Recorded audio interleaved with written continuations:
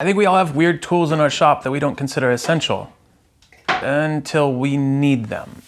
I think a flashlight certainly deserves a top spot on a list of weird tools. What's going on, guys? I'm Jody. This is Inspire Woodcraft. Today I have a list of 5 of my most reach forward things that aren't usually found on an essential tools list and can be considered a little weird.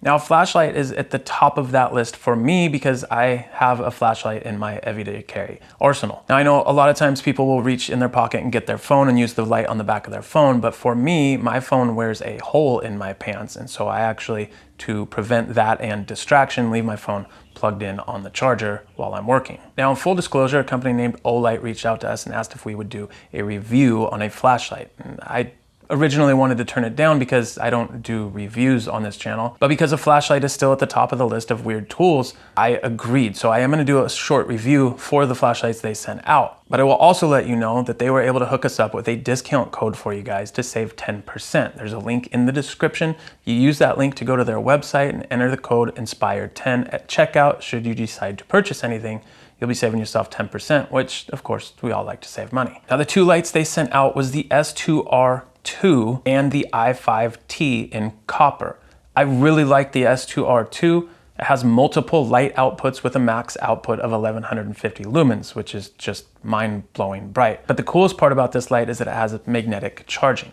Now, the normal light that I have on an everyday basis is the Surefire LED Defender. Not only is that light way more expensive than these lights, but it actually uses 2 123A batteries, which are a pain in the butt to find at a regular store, and they're usually quite expensive. The tail section of the S2R2 is magnetic, which means that you can prop it up underneath like a bandsaw to have an extra light. You could put it up on the overhead rails of your garage door to have an overhead light there, or any other steel area where you might find yourself needing a little bit extra light. But that's also how it charges. It comes with a USB cord for charging, and of course the 2 just stick together. And I mean, who doesn't like magnets? The i5T in copper is a great little flashlight as well. It has 2 different light outputs and is a really good everyday carry light. It also comes in at a very low price point to begin with. Now, they're doing a flash sale on the copper light, which is going to be on March 27th, so the day after this video comes out. A flash sale means that it's only going to be available for that day at the sale price, and I believe it's 25% off. But if you can't take advantage of that sale and you're watching this video, say after the 27th, you can still use that code going through the link in the description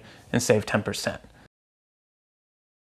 Our next weird item is actually one that is probably tied for first place because I use this more times than I should probably admit. This is double-sided paper tape.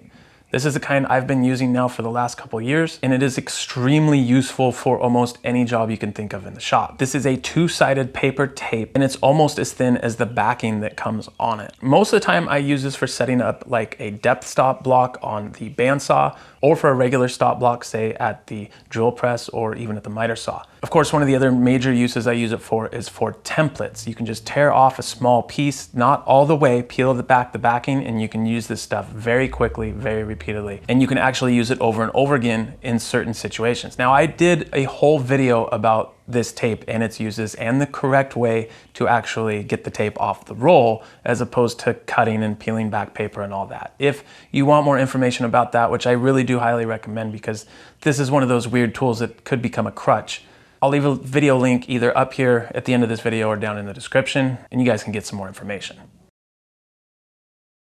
Now, this weird tool is actually one of the weirdest. This is a silicone mat. I believe it's roughly 12 by 24 inches. So this is a very simple one. I believe it's an Amazon Basics one, and it's actually advertised for like pet food spillage and whatnot. But it works really good in the shop, and I originally started using it for sharpening tasks. This keeps sort of the slurry in the water and the mess that we all make while sharpening contained. It also works really well for those small glue up projects where you don't want to get glue everywhere. After the glue dries, you can basically just peel it off, clean it up, fold it up, and put it in a drawer. What's really nice about silicone is it doesn't necessarily have a memory, which means if you fold it up and you put it in a drawer, it's not going to keep that shape when you unfold it. It's going to go back and relax, which means you're not going to have little ridges and stuff when you go to put something on there, and things like that can be a pain in the rear.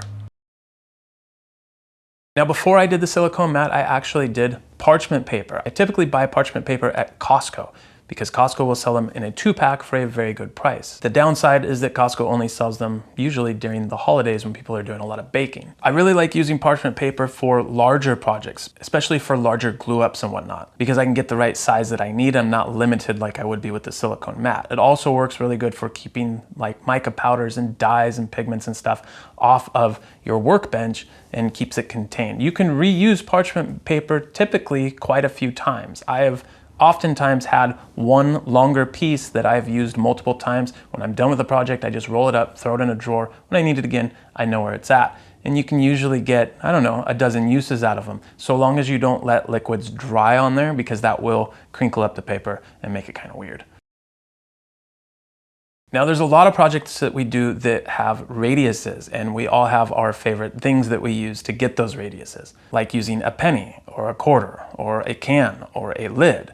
But having a circle template makes it really handy to get the exact same radius every single time, and having crosshairs on that template is really nice because if you're laying out in the field, you have some way of lining up and knowing that you're exactly center when you go to make those circles. French curves is another one of those things that's really nice to have around because not everything is laid out in a perfect radius. Sometimes you just need an odd curve to connect lines, like you can see here in this block plane prototype that I'm coming up with. Now, the French curves and the circle template are at the bottom of that list because I don't use them quite as often, but again, I really am glad to have them when I need them. Now, that's my 5 weird things that I have that I reach for more often than I should probably admit. Now, everything I listed today will be in links in the description. They will be affiliate links, so buying any of these things means that I will get a small kickback from that as well. Of course, that's super helpful if you guys do that. What I'd really like to know is what your guys' items are that you tend to reach for that you wouldn't necessarily consider an essential tool in your shop. Leave a comment, share it with the community. It's always fun to learn from each other, stuff like that. Anyways, that wraps it up for me, guys. Thank you so much for watching this video. As always, I'll see you guys in the next one.